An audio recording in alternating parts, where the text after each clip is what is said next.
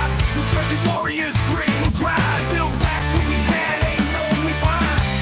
Make America great again, fists to the sky. Restore the family, we gon' rise high. Street feelings don't need no disguise. We live it loud, we ride or die. Jersey Shore, we got the fight. Stand together through the night. America first, raising the flag. We ain't never gonna lag.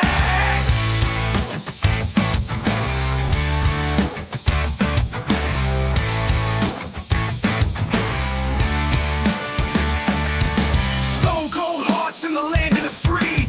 Galvanized truth, just you and me. Freedom ain't cheap, gotta hold tight.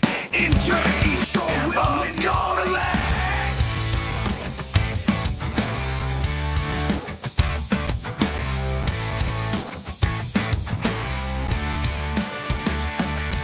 Stone cold hearts in the land of the free. Galvanized truth, just you and me. Freedom ain't cheap, gotta hold tight. In Jersey Shore, we'll win this fight. No more tears, just righteous pride. In the streets, our spirits reside. Unity strong, we walk this line. One big voice, it's our time. Jersey Shore, we got the fight. Stand together.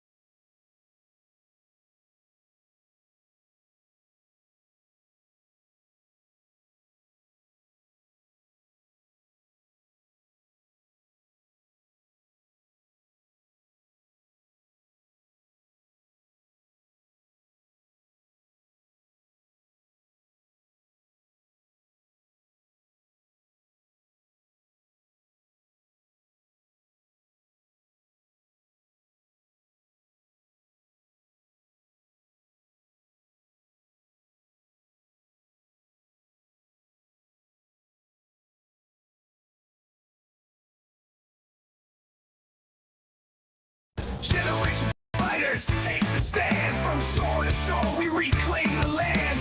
Grit and glory in every strand. In Jersey Shore, we make our stand.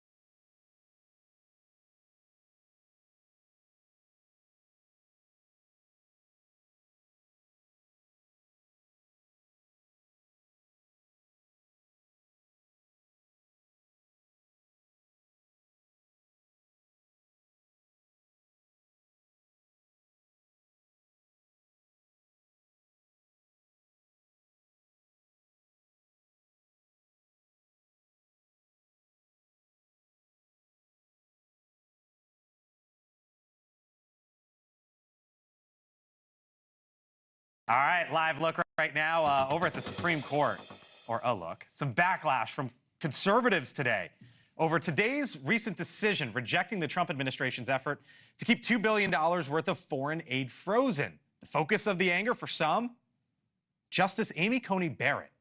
She was sworn in 2020 after being picked by President Trump in his first term. Both she and Chief Justice Roberts sided with the liberal justices in a 5-4 decision. News Nation legal contributor Jesse Weber joins us now. All right, Jesse, I'm going to get to ACB, as she's known, here in a second, and why there's some backlash for her. But what about the decision today? What did the court decide, and how is this a setback for the Trump White House? It's a major setback. They ruled against the government. They ruled against the Trump administration because they refused to lift a lower court judge's order that prohibited the federal government from suspending foreign aid. And we're talking about money that now has to conceivably be paid out, $2 billion in reimbursements for work that had already been done. And the Supreme Court instructed the lower court, who issued this order, they now have to give guidance to the federal government about how exactly and when exactly they're going to pay out this money. So it's a big loss to the Trump administration.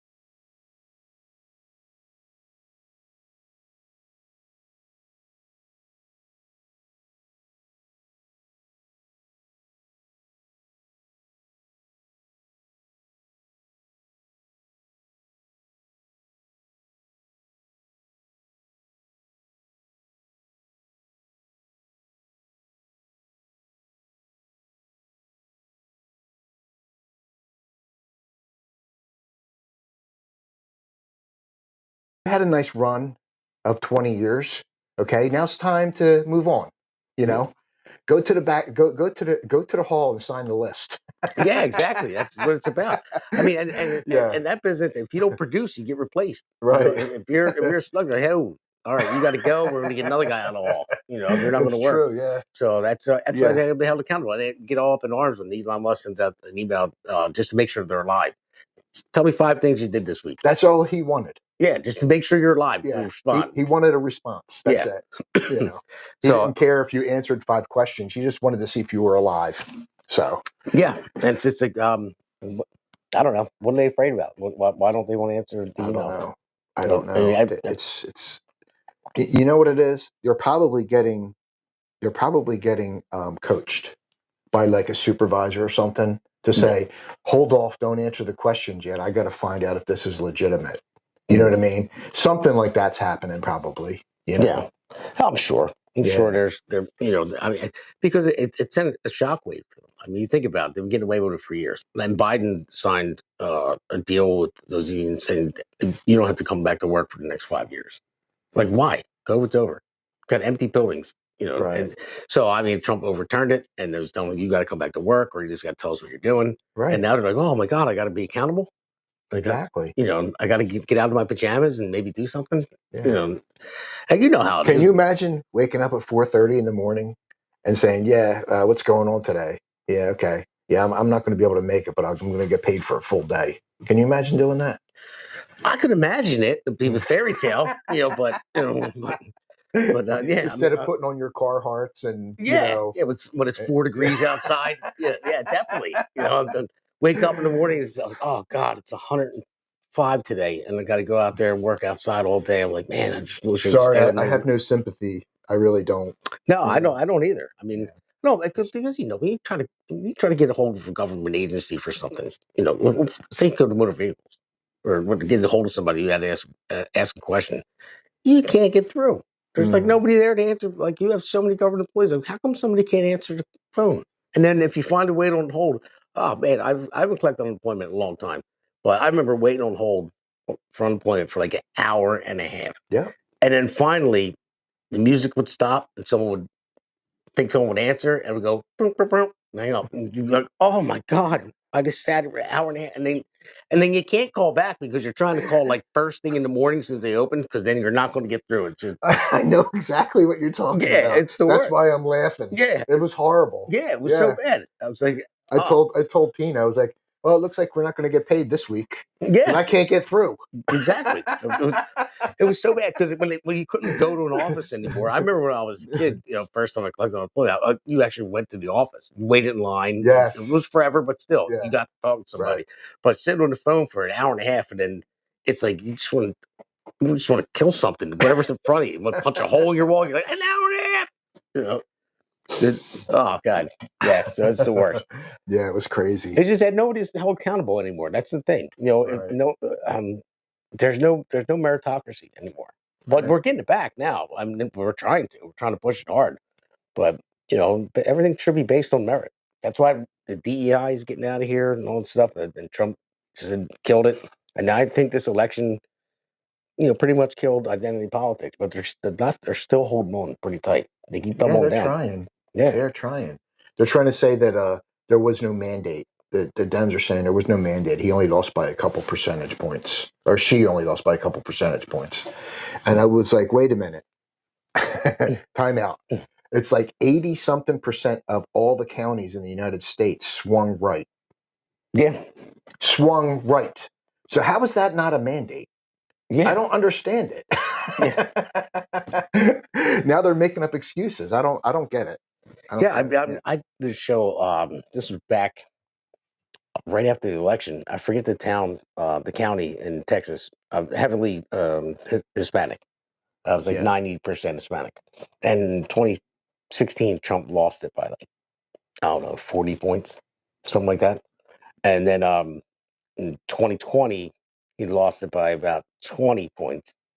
And then in 2024, he won it. Like, so in that amount of time. Which county was this? Is there a representative from that county? I forget the name of it. I have to go back to that old podcast. I don't have it in front of me. It's not Al Green's. No, I don't know. I wish it was. I wish, but maybe it is. Maybe that's why he's up there shaking his cane. Oh, that was funny, and that was another thing we talked about on the last 2 episodes as well. That was a mess. The Democrats can't even stand up and clap for a kid with brain cancer and all Well, that. I found out today there was a representative from New York that she was the lone person that But she's the one that stood up and clapped. Yeah, yeah, she stood up for the child. Mhm. And Laken Riley, and she clapped. So, it makes me feel a little bit better that there's some humans still left out there. So, I mean, yeah. I mean, at least it showed that they care. I just I talk about it all the time on the Democrat side.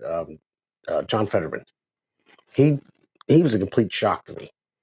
yeah, he's somewhat normal, but he still backs, Yeah. some of the extreme liberal ideas, though. He does, No. but he still will talk common sense sometimes. And I Yes. didn't think he was ever going to talk common sense. I'm like, this guy, I didn't think he was ever going to talk it, period. But but he kind of shocked me with some of his common sense things, and he calls out some Democrats sometimes, and he even voted Republican a couple times. So I thought he was going to switch Republican because Scott Presler took a picture with him, not too long ago, and put it on next, and he said, "Big news coming soon." I'm like, Well, I know John Fetterman was on Rogan too. He seems like a normal guy. yeah.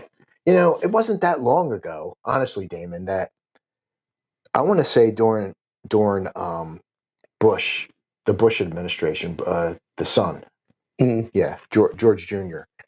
That Dems and ours were kind of like still friendly. Yeah. You know what I mean? And if you got a chance to talk to it, if you conversed with a Democrat and debated with a Democrat, they still thought, they were kind of like, they thought in a normal sense. Yeah. You know what I mean? They weren't like crazy. They weren't extreme as they are now. So now I don't know what's going on now. Like, I don't understand how they can support extreme left liberal ideas now. It just doesn't make any sense. You know what I mean? I mean, yeah, you're in the trades. Mhm. They're all Dems. They're all Democrats. You know what I mean? But they usually vote R Yeah. because they like guns, Mhm. right? And they don't like taxes. They're not crazy about the extreme liberal ideas. And then they like to raise their But- kids how they want to raise them. They like normalcy. They have common sense. Right. Yeah. So I don't understand what happened. Yeah. I don't understand. I think it was an agenda pushed a long time ago, and I talked about it in the past couple shows and radio show. Again, everybody, if you're out there listening, just Google it, look it up. Go to January 10th, 1963. Google it, and you'll see it was Congress. They brought up this Communist Manifesto. It's like 40 some ways to divide America from within. And if you read them all, man, you'd be scared. You'd be like, wow, like all this is happening. Take over the schools, take over the media. I mean, everything that's happening right now, it's unbelievable. It's like it was like the long game somebody has been playing to infiltrate. And it seems like that. It seems like with the colleges, those kids going to college and the teachers are teaching this stuff like, Marxist ideals. Yeah, I don't. Until you get, I just can't imagine. I just don't understand that. And they're getting paid a pretty penny too, just to teach your kids yeah. extreme liberal viewpoints. Yeah, I mean, and I mean, as well as I do. We're common sense people. Yeah, So it's like, you look at it, you're like, what? Like, what are they talking about? I mean, I don't think these kids ever even ever faced any true adversity. They were given everything, and they were told that, well, you deserve this, you deserve this handout. Government should take care of you. And I'm like, yeah, that's right, they should. Like, no, go out there and work. And they don't have that work ethic. I know my kids will. I mean, I'm going to raise them that way. yeah, absolutely. Did you ever see any Charlie Kirk videos? Oh yeah, I love Charlie Kirk. Yeah, he goes to all these colleges. Oh yeah, when he has yeah. And he faces off with them too. He does. Yeah, and he does an excellent job. Like, I don't think I could do that. what he does. You know, I could never have the answers ready like that. You know? Well, no, you know, he's quick. I mean, Yeah. I could do it, but nowhere near as good as him. I've done it a couple times where people interrupted something. I was giving a speech. It was for New Jersey Project, and well, there was other people doing the speech, and I talked a little bit, and then all these protesters showed up. And they were like, "Trans kids are kids too," and they were like interrupting everything. So I went over and I talked to them, and I figured out the easiest way is to have a conversation. Ask them questions. But none of them talked. But there was one gay couple there. They were probably around like 30, and they were willing to talk. So I asked them a question. Well, obviously I know why you're here. You know why I'm here. I'm like, well, so let's have a conversation. And I said, well, do you guys have any kids? And they're like, no. And one of them was a teacher. And I said, okay. I said, well, I have two. At the time, my son was 4. My daughter was she was 9.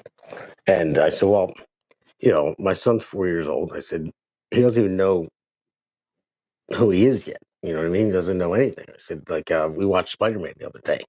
And I said, for like 10 minutes, he's like slinging webs, thinking he's Spider-Man.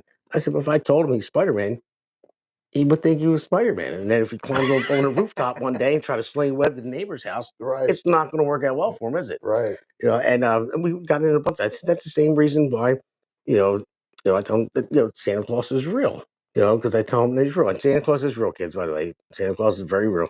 So, but yeah, you know what I mean by that. And I said this last week as well. But that's the thing. It's like, they're not, their brains aren't developed enough. And you want to teach them stuff like that. And we'll get into that in education later because we're going a little far. Like I said, we're going to go down deep rabbit holes this whole show. I mean, Oh man. going to one thing to Okay. another. But yeah, I mean we'll just roll with it, But, Okay, sounds good to me. But one thing I want to do is I want to talk about this book right here, this Bone Deep Blues. So Bone Deep Blues is ripped from today's headlines by New Jersey author Brian O'Callahan. This book is an award-winning international bestseller that delivers action, suspense, and humor. The story follows J.D. Walker, a former Navy SEAL turned blues musician, as he confronts a human trafficking network led by a figure known as the Ice Queen. When those close to JD are taken, he finds himself in a high-stakes chess game. An auction to sell his brother's fiancée is about to take place. Brian O'Callahan, a former police detective, combines personal experience and extensive research, weaving in his passion for blues music. Bone Deep Blues kicks off the J.D. Walker action series and tackles the pressing issue of human trafficking with well-developed characters that spring to life in his fast-paced narrative. This exhilarating book is now available in print and digital format on Amazon.com and thebigdogmedia.com. So this Bone Deep Blues, a J.D. Walker adventure, is by Brian R. O'Callahan. He's a local guy in New Jersey. So you don't have to be in New Jersey to buy the book. It's a good book. So get out there, Amazon.com, thebigdogmedia.com. And by the way, it has a 4.8 out of 5-star reviews. Wow. So let's go to our next segment. From the mind of Brian O'Callahan. Buy it today at Amazon.com. Enter the dark world of betrayal, kidnapping, and human trafficking. Verified readers call Bone Deep Blues powerful and engaging. Gripping, well-written, exciting. Buy it today at Amazon.com. A must heart-pounding read. Amazon verified reviews say it's a super storyline, excellent, thrilling. Experience the magic. Order now from Amazon.com. Choose from digital, paperback, or hardcover edition. Generation of fighters take the stand. From shore to shore we reclaim the land. Grit and glory in every strand. In Jersey Shore we make our stand.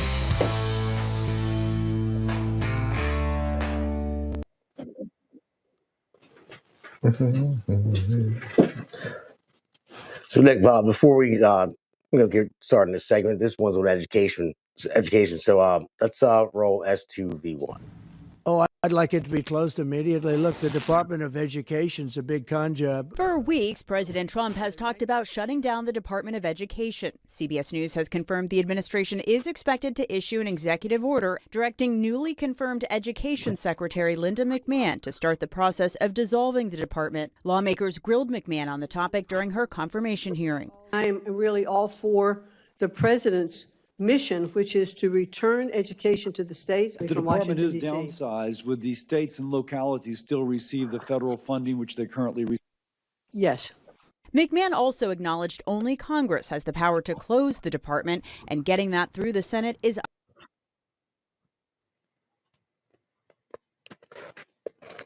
So what do you think about that? What do you think about dismantling the Department of Education, having it like in the state's hands, but still receive federal funding, you know, but having the states and run it instead of it like a federal?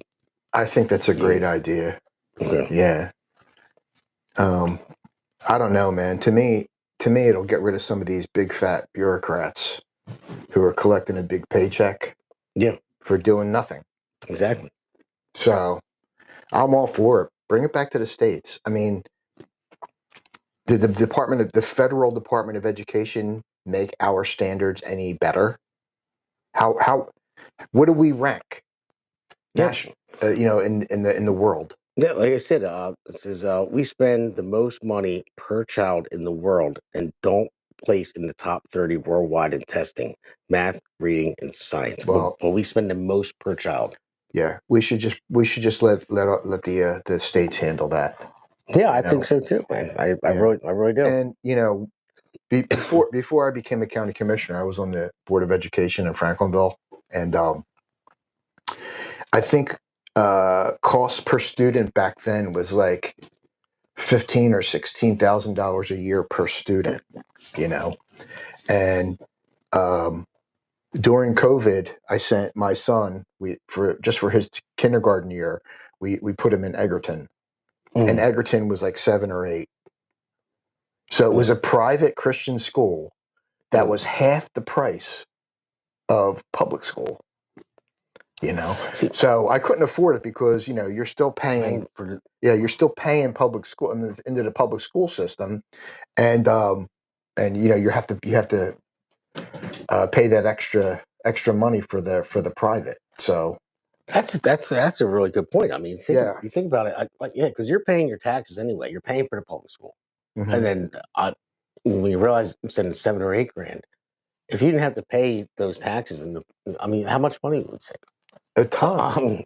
And I was excited too because the Supreme Court, I think it was in 22 or 21, they had ruled that if you want to, I think based on a religious, how do I say this?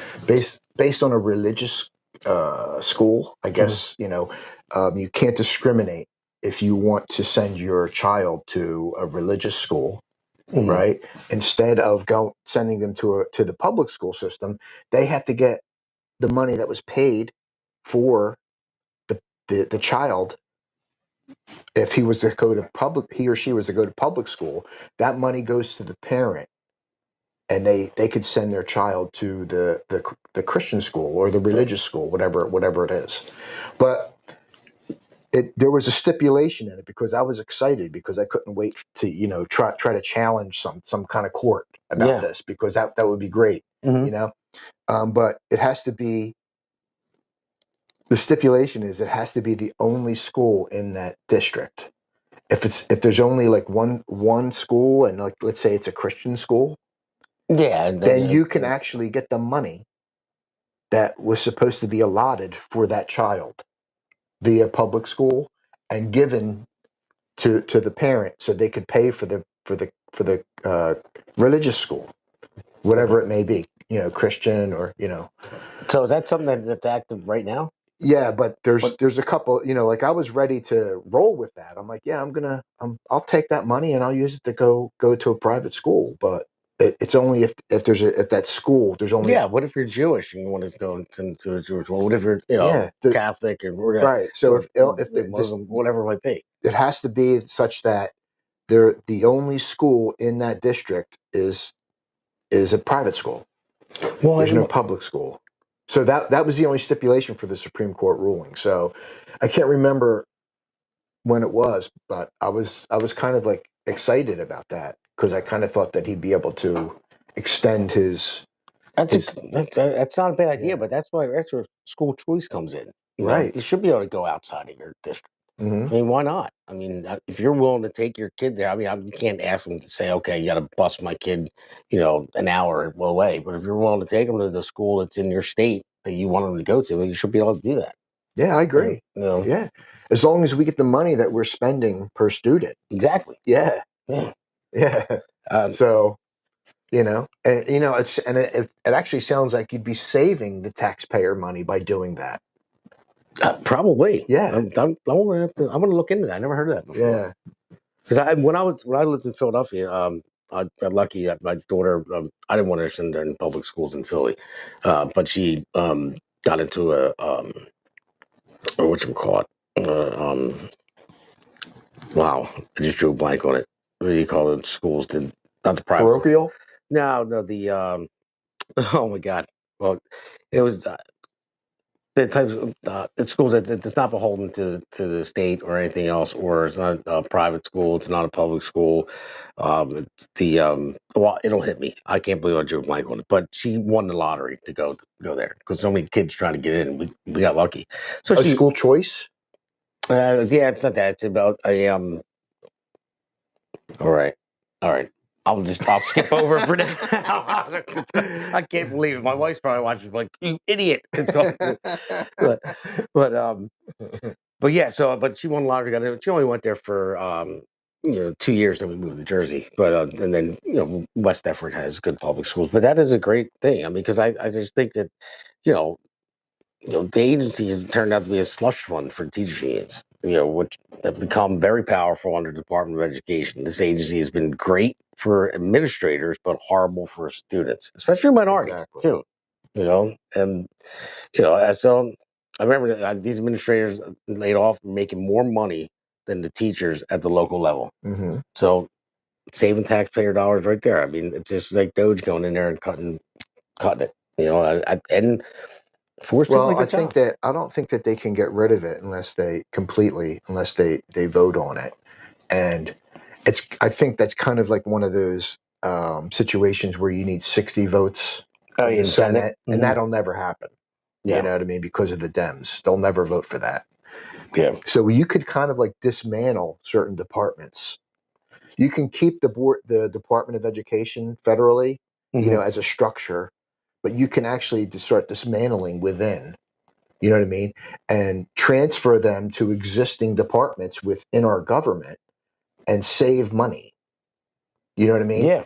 Yeah. So there's just a lot of waste out there. I mean, I didn't know about this. I want to look into that, man, because that's what, that Supreme Court decision? Yeah. Yeah. I mean, to go outside your district, I mean, and you could take the money because as well as I do, on the taxes we pay, in the state. Yeah. I mean, and you should be able to have that choice. If you don't like the school your child's in. I agree. Yeah. I'm totally on board with that. So. Yeah, because I'm Catholic too, so I got to send my kids to CCD and all that stuff. So, and it's a pain because it's early Sunday mornings and before church, and then so you got to get up extra early. And you have to pay for it as well. But if they went to a Catholic school, then I wouldn't have to send them to CCD. But I don't know, man, it's been a long time since I've been to a Catholic school. Wow. Yeah, well, going back a long time. Me too. I first are the nuns still allowed to hit the kids or what? No, they probably wanted to hit me back then, I'm sure. I'm sure they did. Because I know that one of the priests I went to Catholic school through first through eighth, and then I went to it was a Catholic school in high school as well, but Catholic school that was in the city of Philadelphia, and the priest used to be a boxer, and before when you were allowed to actually hit the kids, there was a boxing ring in the basement, and kids thought they were tough. He'd take them downstairs. I didn't think you're tough. But when I was going, I saw the boxing ring. I heard the stories, but he couldn't do it anymore. But he was old anyway. I probably could have took him. No, probably not. He was big, so I was this big in eighth grade. But yeah. So that's the way he used to work back in the day. But my dad would give me all kinds of stories, the roar and the knuckles, and all that stuff. But no, I mean, it's still no matter what it is, it's still be the parents' choice. You know, and Yeah, I'm totally on board with you on that. Yeah. It should be the parents' decision. You know, so I mean, Donato is he's fortunate because Franklin Township schools are very good. So, you know, but if they weren't good, we'd have to pay out of pocket again. You know, and the only reason why we sent him to Egerton that 1 year was because of COVID, and they were kind of like relaxed about all the rules. You know what I mean? They didn't have to put a mask on while they were jogging 5 miles. You know what I mean? Yeah. Yeah. The body needs oxygen. Yeah. Yeah, I remember going to my daughter's school and they all had to wear masks. And then when they go to eat their lunch, they're all at these long tables sitting even closer than you and I are. And they pull their masks down and they're all eating lunch. It's like that doesn't make any sense to me. You know, but it doesn't. Yeah, I know. It was the scamdemic is what it was pretty much. I don't know if you ever had. But if you remember Biden when he gave his speeches, which was very few, but during the COVID era, he would put his mask on when he got to the podium. Do you remember? Yeah. He'd go like this, and I'm like, that makes no sense. Yeah, where did this come from? You just walked 9 miles, you know, without a mask, and you're going to put it on, whatever. Again, it can't make sense of that administration at all. But the one thing I want to, when we're talking about schools, if you could put that picture up there about Mount Laurel, W.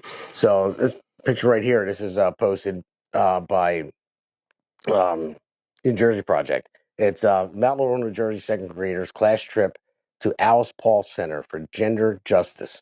Acknowledges that trans, non-binary, and gender non-people have the right to self-identify their gender freely and without anxiety. So you really think that second graders need to know about they could be, gender justice and non-binary? I didn't even know that was a thing. Yeah, that's Did you say Mount Laurel schools? Yeah, Mount Laurel School. Yeah, the New Jersey Project put it out there. No, it's silly. The whole thing is silly. It's ridiculous.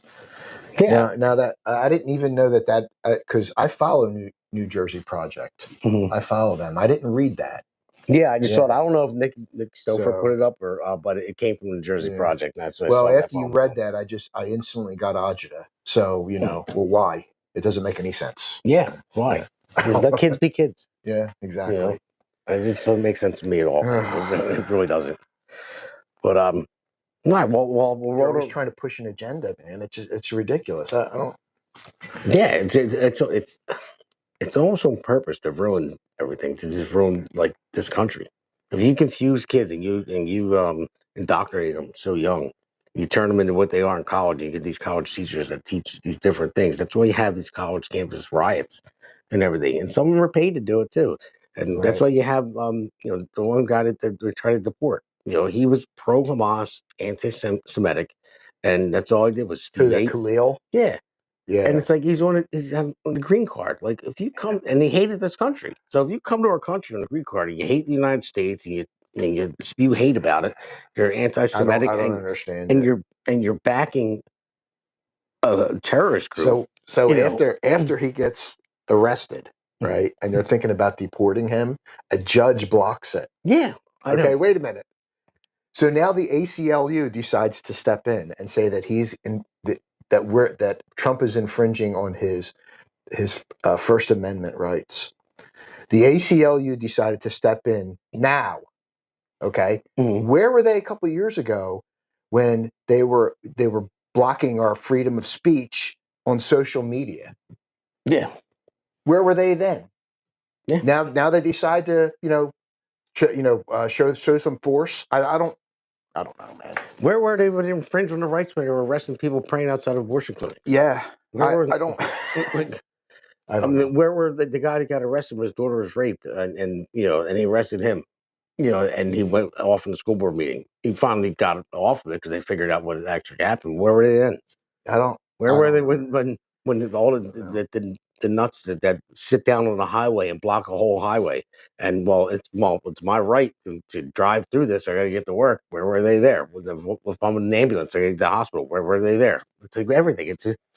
It's backwards, and they'll blame Republicans for everything that they do, pretty much. But that's the thing, though. The Civil Liberties Union, it's supposed to be made up of normal, everyday individuals, correct? Yeah, well, you would hope so. Yeah. So why would they? Just doesn't make any sense to me. Like, you don't have one person in there going, nah, they're breaking First Amendment by not allowing us to write stuff on social media. You know, you would think one person would say, nah, we have to say something. We have to do something right now. But, you know. Someone on a green card. If you're a green card holder, do you even have? If you're not a citizen, well, you're actually a green card. You're a temporary citizen on a green card, but the Secretary of State is allowed to step in and how do I say this? Get rid of that situation. The Secretary of State is allowed to denounce, but get rid of green. You know, like if there's somebody that's breaking the law, he's allowed to step in and say, okay, well, you got to go. Your green card doesn't matter. You got to go. Got it. Yeah. Too. Well, we'll see what happens with this one. Yeah. You know, you never know. I mean, I don't know. Well, did I prematurely jump to a different segment? No. Oh, okay. No. We were talking about it earlier too. I mean, so there's a lot of stuff. Listen, I told you, we're just going to go down any rabbit hole possible. It doesn't matter. We go off base. You know, it's going to happen. It happens every show. Yeah, we just go down whatever everyone talk about. Because this Khalil though, he is pro Hamas, correct? Yeah, he's pro Hamas. He denounces the United States. I mean, if you're in a green card in the United States and you denounce the United States, you hate the United States, and you're pro terrorist group that the United States deemed a terrorist group, and you're pro them, okay, then you got to go. Why didn't he just go live with them then? Yeah, exactly. I mean, it's that simple. Yeah, you know, it's like I mean, like I'm a veteran, so I appreciate this country. You know what I mean? I've seen other countries. All right, this is the best one. Okay. Yeah. And just the mere fact that somebody would be bashing it like that, it just doesn't sit right with me. So, you know. No, it doesn't either to me. I mean, I'm happy to be here. I see what goes on in other countries. So when they had the whole Gays for Palestine movement, you know, and Gays for Palestine. Oh, you hear about that? That's kind of like, how do I say that? Oxymoron. Yeah, who said? Why don't the gays go to Palestine and see how they're treated? They'll throw them off a rooftop. And who said it the best? I forget who it was, but it said that's like chickens for KFC. They better stay here. Yeah, I couldn't believe it. Yeah, they had all their flags and their T-shirts. I'm like, wait a minute. I'm like, if you go over there, you know what's going to happen to you? And then I forget who it was, man. And someone's like, that's like saying chickens for KFC. You know, that's crazy. But it just hit me. Charter school. My daughter. I don't know why. It just popped in my head. That's what it was. I don't know why it popped in. But we're going to go. We'll go to our third segment. Talk about the government shutdown, and then I want to get into talk about your race, the gubernatorial race, and stuff like that. You know, you were just reelected. But let's just hit our third segment. Okay. America's Pulse Network. The mainstream media is bought and paid for. The truth is twisted to fit their agenda. But America is waking up because podcasts are the future for trusted media. Welcome to the... All right, so our third segment is on... Oh, sorry, I messed that one up. Who is that? Is that Kid Rock? No, that's a song that was made up as actually AI. So that's in our third segment right now. Generation fighters take the stand from shore to shore. We reclaim the land, grit and glory in every strand. In Jersey Shore, we make our stand.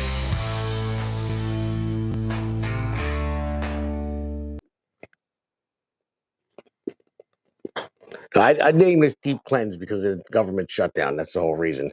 You know, you go back and forth with the Democrats, if you look at them when they, like a year ago, you hear them talking about different things. You can't have a government shutdown. It's going to hurt the economy, kill jobs, this and that. And then you look at they flip flop, and you'll see how they flip flop on the border. Chuck Schumer, man, that guy is all over the place. Like when he talks about the border, we got to secure it. I'm going to play some clips, and you're going to see. Wait a minute. How about when they're protesting, they launch into a song? Oh like, God! It's like, what do they do? Oh God! It's like they sing everything. Like, it's really like they're out of ideas. They don't have anything else to do. They're out of ideas. Oh my God. They're just okay. Let's just sing. Because our policies didn't work. We don't know what we're doing. We can't. Do you remember the Democratic convention that they had? Oh yeah, they interviewed one of the candidates there, and she launched into a song. Oh my God! Instead of answering the question, she started singing. And I'm like, what? I couldn't. What believe am I it. watching? I couldn't believe it. Yeah, I know. I saw that. I'm like, you have to be kidding me. And then say, I mean, everything they said there. I tortured myself when I watched it. It's crazy, man. And then she said, go up, and instead of saying why she wants to be the chair or whatever, and it just goes and starts. I don't even remember what she sung. Like something about. I can't remember. It wasn't the "We Will Overcome" or anything like that, was it? Yeah, that was it. We will overcome. That was it. Yes, yes, we will overcome. Right. Well, how? That was her speech. Yeah. Yeah. So it's like, yeah. Well, that's why we will overcome. What are you going to overcome? How are you going to overcome it? Like, tell me what you're going to overcome first, and tell me how you're going to overcome it. Tell me what policies you stand for. Yeah, it's like someone said, I'm going to come in. I'm going to cut taxes. You're going to start singing that too. Yeah. I'm going to cut taxes, and I'm going to give everybody freedom. Well, how? What are you going to do? Like, are you going to subsidize it? Like, give me a plan. Give me something. Well, we will overcome. Sure. Oh my God! Just keep it up, Debs. I like it. I like it a lot. Keep it up. So, all right. So I'm going to start with Schumer. Man, he's out of his mind. But this is not just Schumer. This one's on like immigration, and then we'll go into him this flip flopping on the shutdown and everything. So let's roll S3V2. Now, this comes as V1, sorry, have V1. not yet responded to the White House's counteroffer for border security to end the shutdown and fund the government. Here's more on how Senate Minority Leader Chuck Schumer has shifted on his stance on immigration over the years. I have never supported a border wall, and I challenge anyone on the hard right to find a time when I or any expert has supported a wall like what the president has proposed. We must create a system that converts the current flow of primarily low-skilled illegal immigrants into the United States into a more manageable and controlled flow of legal immigrants who can be absorbed by our economy. For decades, the United States was operated and has operated a very low-skilled immigration system. This policy has placed substantial pressure on American workers, taxpayers, and community resources. When we use phrases like undocumented workers, we convey a message to the American people that their government is not serious about combating illegal immigration, which the American people overwhelmingly oppose. But we are a land of laws. We have borders. You said it. They're illegal immigrants. They're not supposed to be here. People who enter the United States without our permission are illegal aliens, and illegal aliens should not be treated the same as people who entered the U.S. legally. This legislation demonstrates our compassion for struggling American families who deserve an immigration system that puts their needs first and that puts America first. I say to you that the American people will never accept immigration reform unless they truly believe that their government is committed to ending future illegal immigration. And any successful, comprehensive immigration reform bill must recognize this fact. I believe that real and positive immigration reform is possible as long as we focus on the following goals: to improve jobs and wages for Americans, to strengthen our nation's security, and to restore respect for our laws.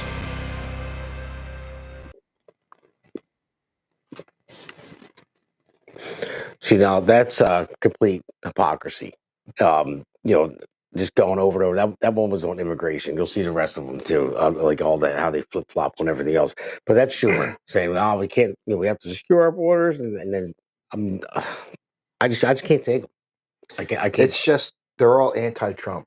That's pretty much it. Yeah, it's like whatever Trump says, they can say all. They can say they stand for something, and then Trump comes in like, "Yeah, I want to do this. I'm same cause and build a wall, stop illegal immigration." Then they're like, "Oh no, gotta open the border stuff. What are you talking about?"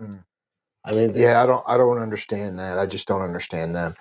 But I think we have the majority in the Senate and the House, so we could just start passing our laws that make sense. And when people figure out they work, then it'll be a different story in 4 years. The Democrats today won't have any leg to stand on. If they're going to continually argue over silly things. So, no, you're right about that. I mean, before, thank God Trump won, because I have a funny feeling that they were going to push for illegal immigrants voting in elections. Oh, absolutely, they were. Yeah. As a matter of fact, I think it's in New York. There's some municipalities that they allowed illegal aliens to vote for a local election. Yes. And they were just like, "Oh, it's just a local election. It's no big deal." I'm like, "What? Yeah. What?" So, that was their plan. Okay. I don't really think I think they're with us. You know what I mean? I think deep down inside, Democrats believe that, we should secure our borders. But they see like 9 million votes. That's all they see in their head. 9 million votes. Yeah, You it know? was a power grab. They don't care. They don't, Yeah. I mean, that's the thing. I don't think they really care about the country. I mean, there's Republicans too out there that don't really care about power. I mean, it's not just Democrats, but a majority, I would say, Democrats. It's all they care about. They will stick together no matter what, no matter how wrong it is. It doesn't matter. And they do. The Democrats, they stick together lockstep. Yeah, they do. You know what I mean? They don't care about blowing out spending. It's just about kicking the can down the road. Let's stay in power a little bit longer. Let's keep kicking it down the road and keep racking up debt. And that's what, I don't know. It's almost on purpose, man. I really think the Democrat Party was hijacked by, some type of special interests. Yeah. And the thing is too, like one thing that worries me though, Trump only has 2 years. It's 2 years to push this through. I mean, like James. Well, that's to say, if the midterms are going to flip Democrat, I don't think they are. Well, here's the thing. The way I see it, like James Carville said, and I can't stand him. He's a wacko too. Yeah, I can't stand him, but he is smart. He doesn't know what he's talking about sometimes, and he's like, you know what? The best thing to do is just sit back and wait for them to make a mistake and then you pounce. And that's a good strategy, and I just don't want Trump to make a mistake because the media is still against him. That. Now he's pushing these tariffs pretty hard, and I talked about it last week as well. It's kind of making an unstable stock market. It's volatile because people are afraid to invest. Like he's going to tariff, and he's not going to tariff, and he's going to tariff, and then now he's doing it. So I mean, I think it's a good bargaining chip, definitely. To bring their tariffs down and even out the playing field, or threaten with a tariff to get his way with something like secure the border. But if he lets it go too long and the economy dips and stock market goes down and inflation doesn't go down, even though it did a little bit, it went down to 2.8%, which it should be at 2%, but it went down a little bit since he's been in. But people care about their wallets, so that's the bottom line.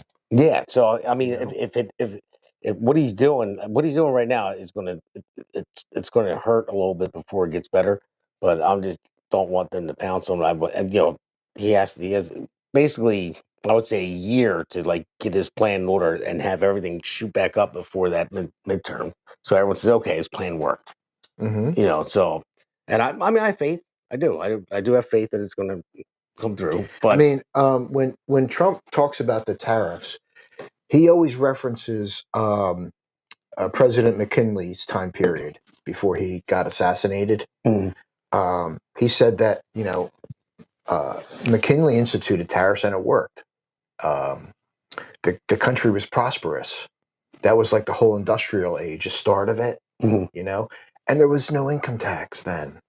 And then we're talking about like in the early 1900s. Yeah. It wasn't that long ago.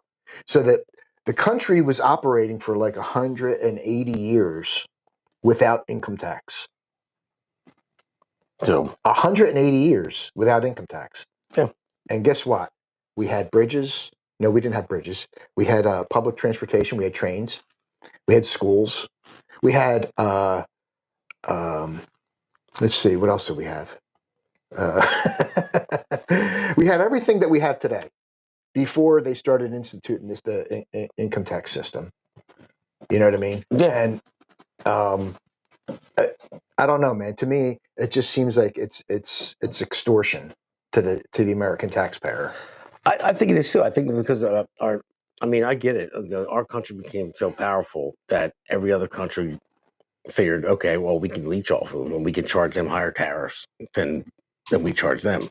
And you know that's the reason that was the reason behind it. And Trump was the only one that stepped in and said, "Whoa, wait a minute, you know, you're ripping us off." Yeah, which they are, and we send them aid for everything else all the time. I mean, it's like, you know, we're getting ripped off all over the place. Right. So and that's why we're. Well, what he's saying is we should at least have a reciprocal tax. Yeah, which means that if Canada is going to, they charge us. Did you know that they put tariffs on us? Okay. If they're going to charge, let's say, for example, 25% tariff, we're going to do the same. Okay. We're not just going to say, okay, well, you know what? You know, we'll give you 10. No, reciprocal tax. Yeah. So I guess the point is to drive them both down, because if you know, if everything goes up and they just keep matching everybody going up and up and up, I mean, it's going to be costly for everybody, for all the consumers, you know, and you got to plateau somewhere. Now we'll outlast anybody with tariffs, you know, but I'm just looking at people feeling it in the United States and be like, midterms come around, but oh, wait a minute, you know, so hopefully, you know, I know it's going to hurt a little bit before it gets better, but the off ramp has to be like within the year. So the second year coming in, you know, everything is going up and everything's the golden age starting. You know, 'cause I know he's, you know, you got to get dirty first, you know, and that's what he's doing.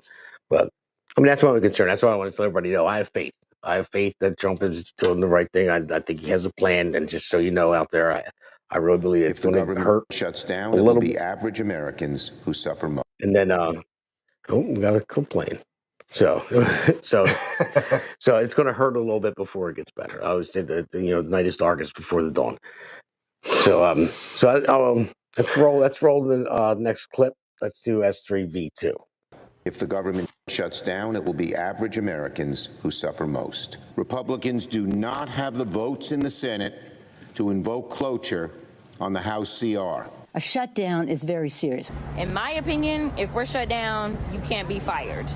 And what does that mean? It does mean that people will not be paid, but it does mean that they will get their back pay. There are real consequences when the government shuts down.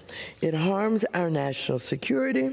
It harms our economy. I am a no. I will not support what they're calling a continuing resolution, but it's not. It actually is a surrendering of the powers of Congress.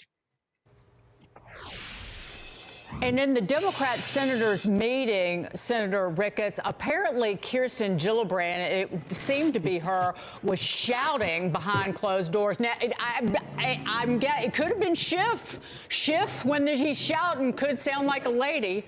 But just real quick response before we go. Well, obviously, I was not in that Democrat meeting. I didn't get invited. But again, you're just pointing out the hypocrisy of the Schumer shutdown.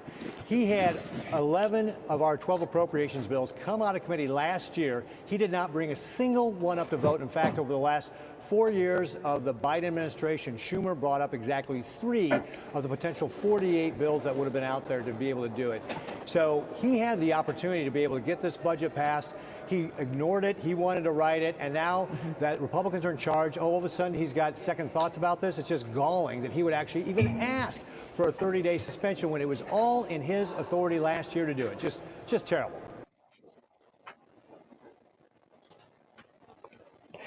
Yeah, so I'm gonna just to get to it. I want to I want to roll the next clip where he caved. Let's go to S3V3.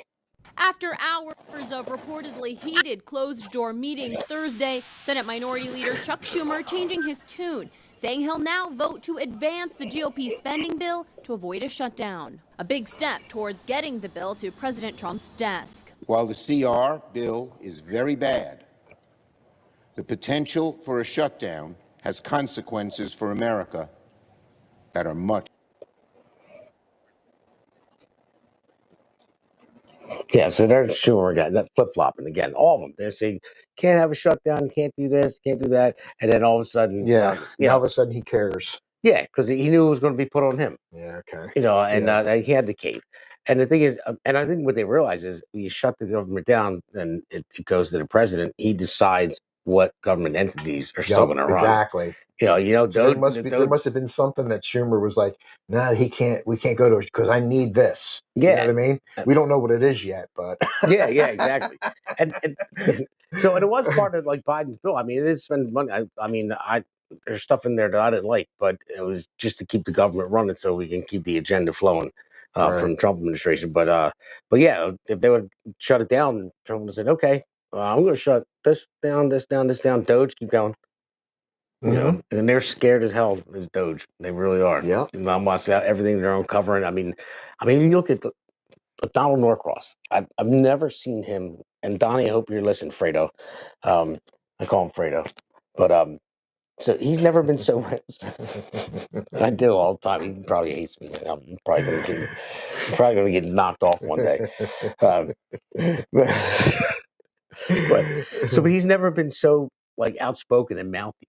Like he always flew under the radar. Ever since he's been in, like George was like, always the face, and Fredo like, didn't say anything. Like he's almost like he was told not to say anything. But now he's out there and he's saying, F Trump, and that was at a rally, wasn't it? Yeah. They're all saying he said it loudly too. F Trump. I'm from New Jersey, so I talk. F Trump. And so now, and he's out there all the time. He's complaining about it. He's complaining about Doge, and he never like it was painstaking, but I watched almost every congressional hearing. I listened to it on the way to work, I listened to it on lunch, on the way home, whatever, but I get through all of them. He never says a word. Most of the time, he's not even there to put in a vote. He just flies under the radar, rapes Camden Drive of his tax dollars. Something's up. I'm going to tell you that right now because most of Europe, I shouldn't say most, there are some Democratic Congress people, senators that they're supposed to be making like $275 a year, and they're multi-millionaires. Oh yeah. Okay, so they're going to get found out. They're going to get found out. And just to clarify, when Clinton and Gore took office, the first thing they did was they wanted to make a more efficient government, so they started cutting waste. Okay, 2 Democrats cut waste. Okay, I don't know if Obama ever did it, but he mentioned it in some of his speeches in the very beginning. We need to cut waste. Okay, it's a normal thing.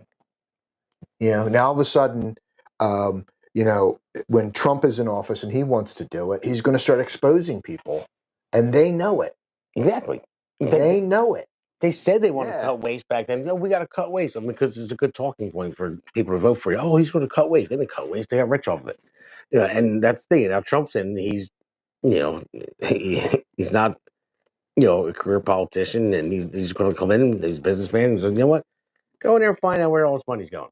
But when they could say they wanted to cut waste until they're blue in the face, but they didn't want to cut waste. Well, they cut waste where maybe it wasn't benefiting them. Right. But now a lot of people are getting exposed. And I think that's why a lot of them are coming out and they're being so it's like a whole thing. It's like even Schumer, when he was talking earlier, he was he called them bastards.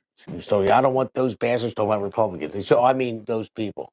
So they're all like cursing like it's a cool thing now. Yeah. Like, we're going to get bleeped out on. I'm like, shut up. Like you're not cool. And if Republicans slip up and curse, they want a lawsuit. Yeah, I know. So and they're all cursing. okay. They're trying to seem like they're tough and they're cool. It's like, no, you're not. You're I don't understand how you can't live off of $275 a year. I can tell you I can. I know. I could. Yeah, that's crazy. So yeah. So it's disgusting too. It's like it's about power, more money. You know, it's I don't know, man. So well, you're an elected official. You're the Gloucester County Commissioner. So you just got reelected November. Congratulations on that, by the way. Thank you. I was a little worried because I seen them attacking the heck out of you. You know, the other side. Yeah, they decided to lie as usual, and attack us on abortion, supposedly abortion social media posts that we had, and it was a complete lie. Like all these attack ads are lies. You're not allowed to sue anybody because it would take an act of God to find somebody guilty for a political campaign. So you're allowed to lie. Did you know that about your opponent and put it on literature? Well, they could take something that was on there and just pull a small fragment out of it, but not say the rest. Is that what you're talking about? Yeah, And you just take it completely out of context. Yeah, exactly. Yeah. You know, without doing that and just make it. Right. He said this. Well, hold on, I didn't finish my sentence. Yeah. You know. So, yeah, they tried to get us on a non-county issue, which was abortion. Okay, and I don't really understand their, the process that they went through to try to attack us. America's Pulse Network. The mainstream media is. I think it's going on there. Oh, technical difficulty. Sorry, guys. All right. They put our heads on on doctors' bodies. Oh, yeah, I saw that. I saw that. I mean, I had to laugh at it because it was stupid. Yeah, it was really stupid. I wonder who came up with that. You know, like that person, like whoever campaign manager that was. Like, all right, you're fired. Step into office, you're fired. And everything in it was a lie. So, but we persevered, and we won again because we walked our ass off. Yeah, we hit a lot of houses. We hit a lot of independents, and I do have to say, the independents, or unaffiliated, I should say, they are. You have to earn their vote. Yeah, they ask a lot of questions. You know what I mean? And if they like your answer, they're on board with you 100%. You know, so I actually liked that. You know, it was pretty cool talking to the unaffiliateds because they want to know. You know, it seems like their concern is greater. You know, well, it's kind of like because they're not a Democrat, not a Republican, and they want to hear who the better candidate is. And Exactly. That's why they're unaffiliated. Right. You know, they don't want to be holding to a party. Yeah. You know, they want to say, all right, if you're a Democrat, sell me. So, right. If you're a Republican, sell me. Exactly. You know. So, I had one person ask me about a situation on an intersection, and I didn't know exactly the right answer for her. And she goes, "Well, if you give me that answer, if you come back and give me that answer, I'll vote for you guys." I'm like, "Okay." So I did the next day. I found out the answer, went back. And she goes, "You guys got my vote." I was like, "All right, thanks." Yeah, there you go. I mean, it's a hard work. I mean, I'm doing it for the constituents, you know, and they see that. Right. Not just somebody out there that runs TV ads all the time and doesn't knock on their door. I mean, the person to person thing is. I had very one important. individual who had a Jesus flag. This is a good story. I had a Jesus flag on their front lawn. It was instead of like a sign for like a candidate, it was just a Jesus on it. Okay. And you know, I was speaking with her, and the husband came up, and I said, "So, I really like your sign." That's all I said. And she was like, "Oh, do you go to church?" And I was like, "Yeah, I do. I go to church." And she's like, "Can we pray with you?" I was like, "Sure." So she walked out of the door, and we prayed. And she's like, you know, she prayed for the welfare of our country, and that, you know, she feels as if that, you know, we were the right candidates to go forward. And I was like, great. I mean, I could use all the help I can get. You know what I mean? Yeah. So yeah. Yeah. So if God wants to help me out, that's fine. You know what I mean? I'll take it. I'll accept it, God. Yeah, sure. But when me and Chris ran, okay, I may sound like a broken record right now, but I think it's important because what are the two biggest issues, do you think, that when people vote, they vote on what? What do you think? Well, are you talking about like policy issues, like or like just local? Sure. I mean, like I'm just talking about in general. In general, they want to see that you're. I would say number one, genuine and trustworthy. That you're going to deliver on your promise. Okay. You know, and you have to and you have to be in line with. You have to have your feelers out, like what the people want. You know, it's not just not about what you want. I mean, you can have your ideas, but it's about what the people want because you're going to represent the people, and they feel that you're going to represent them for their wants and needs. I think that's two big things. Right. Well, we ran on. Oop. Stop it! Come on. Somebody's calling me on Signal. Close that. There we go. Done. So anyway, it's okay. We ran on 2 issues. Okay. First of all, in 2020, we ran and we lost. All right. Chris and I. And it was very, very close. They weren't even expecting that. You know, the two goofballs, who, me and Chris, we came so close, but we lost. Okay. So we decided to give it another shot in 21 and we won. Okay. We ran on 2 issues, corruption and taxes. Okay. Oh, now, yeah, I know what you guys did. Yeah. And even though we won, we were still outnumbered 5-2. Okay. And honestly, we are there, to make sure that they don't pull any shenanigans. Okay. We're there for that. For 4 years, this is going to be the 4th year in a row now since we've been in office. We're going to have a flat tax in Gloucester County. That means the county budget is not going to get raised 1 cent. We're going to have a flat tax for 4 years in a row. Okay. And everybody said, "Oh, but you're going to be outnumbered, so it doesn't really matter. What you can't control that." Well, I'm not saying we controlled it, but I think we played a big part in it. Because right now, you have municipalities that are all Republican, from mayor, council, all Republican. Okay. Yeah. And some of them have had historic tax increases locally. Historic. And you're like, did we vote for Republicans or did we vote for Democrats? Yeah, right. I mean, yeah. I mean, we're two guys, two individuals, okay, on the county board, 2 Republicans, okay, and we fought hard to try to get the taxes flat. I mean, Gloucester County has a huge surplus to begin with, so maybe it's a little bit easier, and our bond rating is phenomenal. So, we had the, and I do have to say it was a joint effort, but we have the know-how to realize that, people are tired of paying taxes. Okay, they are just disgusted with it. It's just a vacuum that never stops. Yeah. You know what I mean? I know. At some point, it has to stop. So from now on, Chris and I are going to start calling ourselves the Gloucester County Doge team. Nice. So 4 years in a row, flat tax from Gloucester County, and actually Gloucester County is the only county. No, I'm sorry, not the only, but the county in New Jersey that people are flocking to. They're moving into this county more than any other county in the state.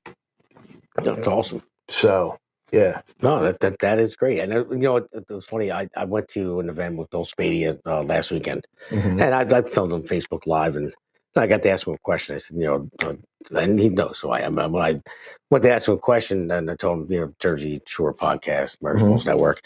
He's like, "I'm supposed to be on your podcast, right?" And I said, "Yeah, I hope so. You better be." And I asked him a question. I said, "How do you feel about a New Jersey Doge?" And he's like, "Yeah, absolutely." And he was at an event, and he brought it up, and he said he was the only candidate that got booed because he brought up the New Jersey Doge. He said it was full of bureaucrats, in there, and none of them wanted it. So, but he said, "But I'm going to go after it. I'm going to, and that's why I'm supporting Bill. I've had Ed on here, and I like Ed, and not Justin Barbera. He's a great guy as well. And I told him I'd even help him out as well. But I'm supporting Ed. But I think everyone has a right to run primary. But I'm supporting Ed. I'm sorry, I meant Bill. So I'm supporting Bill Spadea. So I can't wait for him to come on. I was just talking to Scott Pressler last night too, and I'm looking forward to him coming on. He said he's going to come on as well, and we're just want everybody on. I want to hear everyone's opinion. I mean, I know you worked your ass off. So are you talking? Are you asking me my opinion for governor? Is that what you're asking? Well, you don't have to if you don't want to. No, I'm not saying that. Yeah, but I know Bill just he won Camden County 2-1 in that vote because I had Kimberly Stewart on a radio show last night. Sure, I should be on the podcast next week as well. Kim is a good person. She really is. Yeah, she is. She took a lot of heat when she first got in. A lot of people went after her. Well, you got the cabal attacking her. Yeah, I know. I mean, the person that was in there before her, it was the most horrible human being I've ever met in my life. Yeah. So I'm glad Kim is in there. Yeah, I know. So I was glad. I actually, Eric Simpkin. He was on the show. Yeah, he's a good dude. Yeah, he has no filter. No. Like he's coming after you. Right. So he was on the show here. Yeah, he was here. Last Monday was. Yeah, I think it was last Monday. The Monday past one before, but he just went off. He was. I wanted to call it Eric Unleashed, but he was calling it the Uniparty. Like that was his segment. So I'm like, go ahead. So he's just going off and he's ripping all these people. I'm sitting next to him. I turned my buddy Pete was on the right. I said I should have had that disclaimer that we have on 92.1. The views and opinions reached here, not. But he wanted to get. But he did say, if you remember, because I listened to it, and I actually enjoyed it. I enjoyed the rant. But he did say that whoever wins the primary, he's supporting the Republican candidate. Yes, he'd rather it be Bill. You know what I mean? But he says whoever it is, then I unfortunately have to vote for that person. You know what I mean? So that's actually the way you're supposed to be. Exactly. Yes. I mean, I asked him that before the show, and that's why he went into that. Because when I ran before, I told the other candidates, I said, if you win the primary, I'm going to get behind you 100%. Yeah. And that's the way it's supposed to be. Mm-hmm. And he's supposed to run. I mean, I would say as a Republican, you should run a clean campaign. Now, you can make your little jabs on saying, well, my policy is better than yours because I'm going to do this, and then you failed at this, But when you go into just trashing each other like that debate that was on the conservative debate, it was a mess. I mean, it was embarrassing. It barely got any policy. I think that honestly, this is just a personal opinion that Bill held his composure throughout that debate. Oh, he did. He did. Yeah, he definitely did. I think just I never saw that side of Jack. He was he wouldn't even give him a chance to speak. He was just, attacking, constantly and complaining. And I was like, I've never seen that side of him. So. Yeah, I know. Me either. Yeah. So and Jack was supposed to come on the show too. He said he would, but I probably came out and said I'm going to support Bill. I doubt he's going to, but you're still welcome, Jack. You can come and try to sway me. Come and try to sway my listeners. Why you're the best candidate, you're still more than welcome. Everybody is, but yeah, man. Well, honestly, I don't. How do I say this? In 21, I was a big Jack supporter. In 21, we all were. Me and Chris walked our rear end off for ourselves and Jack. Okay, and he won Gloucester County in 21. Okay. We were, he was actually kind of like a friend, you know. But you remember when I ran for Senate, don't you, in 23? Yeah. And I was primaried? Yeah. Well, Jack's people attacked me ruthlessly. Oh, really? Oh, yeah. Way worse than the Democrats have. Ruthless. It was constant commercials in intermissions on the Phillies games. So made sure that people saw it. Oh, really? Phillies game? Wow. Yeah, it was, and they attacked my family. Yeah, that's awful. So, how am I supposed to feel about that, Jack? Honestly, you could have stepped in and stopped it, but you chose not to. Yeah, you're right about that. I mean, Yes. I went through the same situations with other people that I've helped out a lot and didn't get any type of return and no type of help, and actually went the other way. Right. You know, and you know, it's politics. You know, and you learn as you go. But you know, you think when you put so much in to help somebody in their campaign, you know, and then it's You your would turn. think that would be reciprocal. Exactly. You would Yes. think so, but it's not always like that. Sometimes it is, you know. But people, not everyone's like you and I. You I know, don't know, man. You know, that's what everybody tells me anyway. Oh, it's just politics. It's politics. No, I disagree. Especially with personal attacks. You know. well, personal So, tax, yeah, especially personal tax, they're bad. Yeah. Even through the personal tax with that, and even the personal tax, we ran for commissioner again. I mean, how'd your wife handle it? Like, was she? Because it's got to be tough. On the last re-election one, where they tried to attack us on abortion, because I saw it's kind of like Facebook. She wasn't. No, when I ran for Senate and they were attacking me. All right, my wife was livid. She was pissed. Yeah. Okay. She thought that I didn't deserve that. You know what I mean? Yeah. And honestly, this is my own party. Yeah, right. Yeah. You know what I mean? Yeah. They attacked me worse than the Dems did. So this last time, it was kind of like a joke because we all thought it was silly that they were trying to attack me on abortion, all right, the abortion issue, when it's not even a county issue. Like, Yeah. I think everybody knows that. You know what I mean? So, well, that's all they had. You know, Yeah. that's all. That's why they got shellacked in the presidential race too. Yeah. Like it's all about abortion. I'm like, okay, it's in the hands of the states. We're over that. You know, Mhm. but because they don't have any real policies. You know, if they had something real, then they would have won. You know, I mean, that's that simple. And I kind of think they wanted the two Dems to win, you know, just so they could have control again and they could, you know, sneak some things through. Oh, of course. You know what I mean? Without us seeing it. Yeah, they always have an agenda that's not for the people. Oh, can I say something real quick? Yeah. There was a couple years ago where we found out that there was a whole canine Ember situation. If you remember that, the dog that died in the car of the fire marshal. Yeah, that's right. Yeah. Well, I just want to tell everybody that situation has not ended. It's still in the hands of the Attorney General, and we're still waiting on a decision. So it's still an active issue. So don't give up hope because we may still get a good outcome. So that's all I have to say. All right. Well, so we have this next segment, it's a real short one where we just wrap things up, and we have the JSP Award, it was the Jersey Shore Patriot Award, and then also the Loser of the Week Award, and then we wrap it up after that. So let's roll the next segment. America's Pulse Network. The mainstream media is bought and paid for. The truth is twisted to fit their agenda. But America is waking up because podcasts are the future for trusted media. Welcome to the America's Pulse Network. It is a network built by patriots that upholds the Constitution.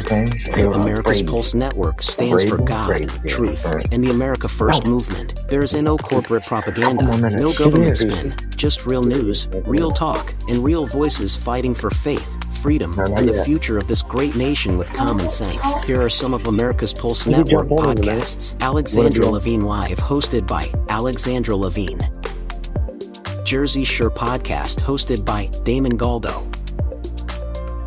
The Conservative Corner, hosted by Seth Eisenberg. APN's The Pulse, hosted by Alexandra, Damon, Elena, and Seth. So tune into America's Pulse Network on the following social media platforms: X/Twitter, Rumble, Truth Social, Facebook, and YouTube. Join the revolution. Because the pulse of America beats for God and country. America's Pulse Network is for faith, family, freedom, and truth.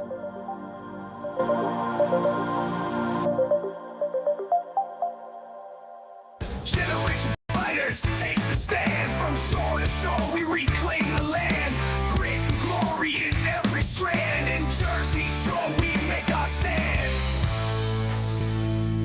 I never said.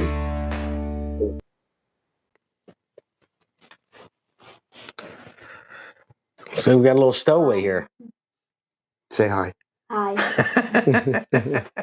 All right, go ahead. So that's the son. What's your son's name? Donato. Donato, yeah. Thanks, buddy.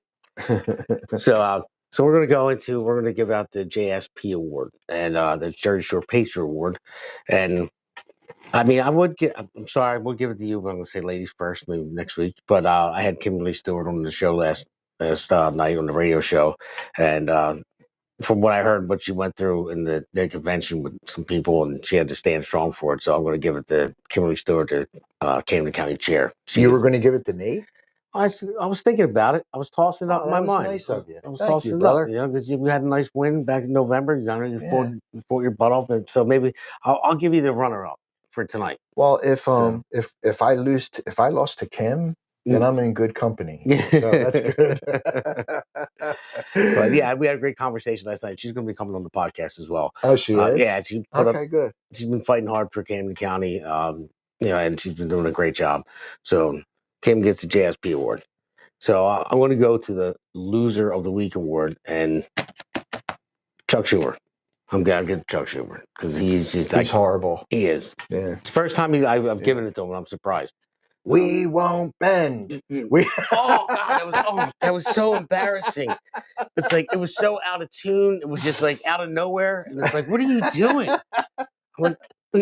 He's horrible. I know. I mean, do you think he watched that afterwards and saw himself? It's embarrassing. And said, really "Man, is. I should have never did that." You know, I mean, like, oh God, it's just. And then he never ceases to amaze me. I mean, most of them don't anyway. But yeah, so Chuck Schumer, you are the loser of the week.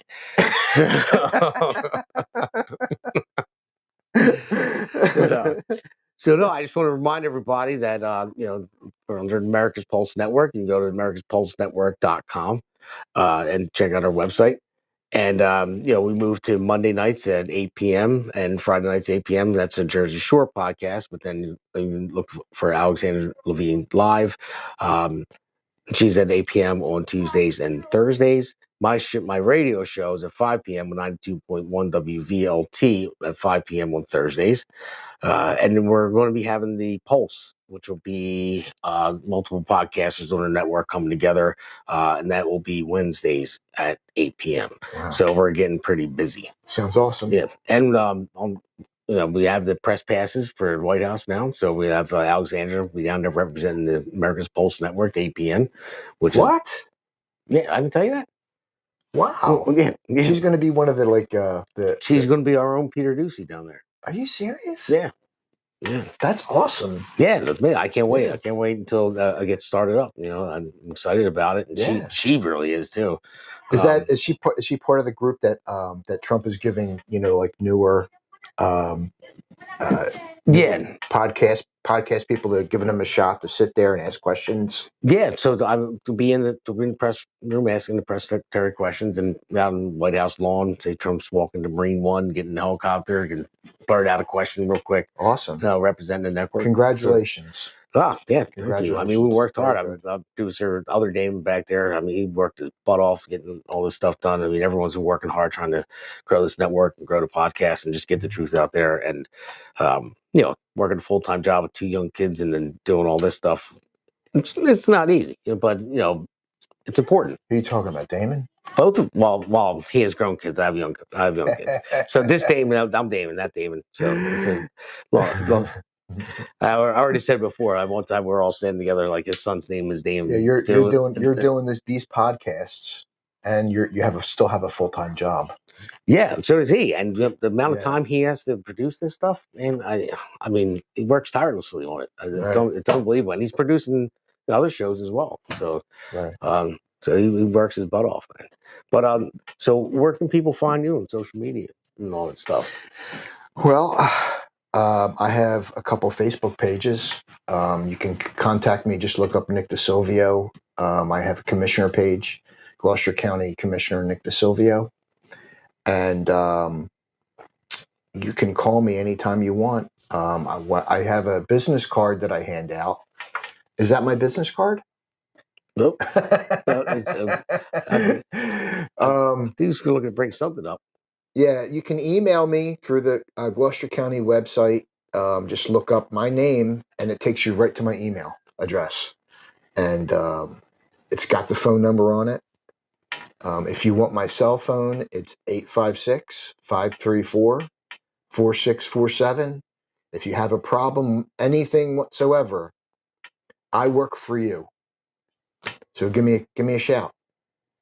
Yeah, the first time I met you, man, I mean, you were just a regular guy. Remind me of myself, regular guy that just cared about the people and cared about getting stuff done in Gloucester. I appreciate I always that. respected that.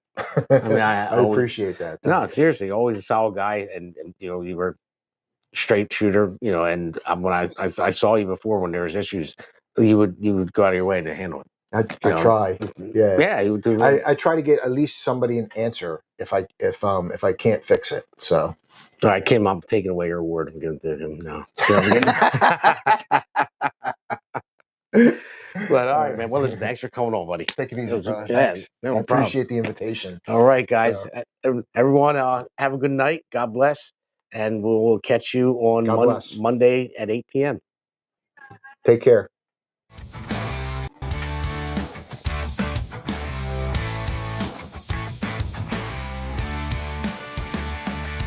Stone cold hearts in the land of the free. Galvanized truth, just you and me. Freedom ain't cheap, gotta hold tight. In Jersey, sure we'll win this fight.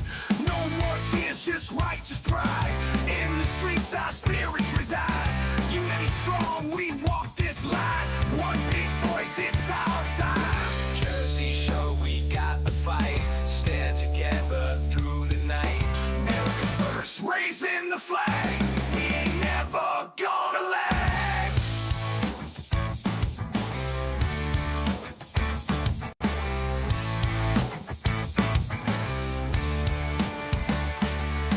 No more tears, just righteous pride. In the streets, our spirits reside.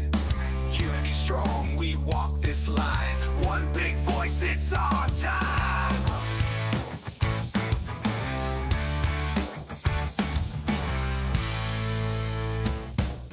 Generation fighters, take the stand. From shore to shore, we reclaim the land.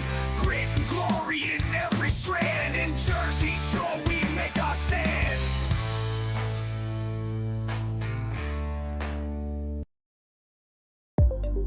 America's Pulse Network. The mainstream media is bought and paid for. The truth is twisted to fit their agenda.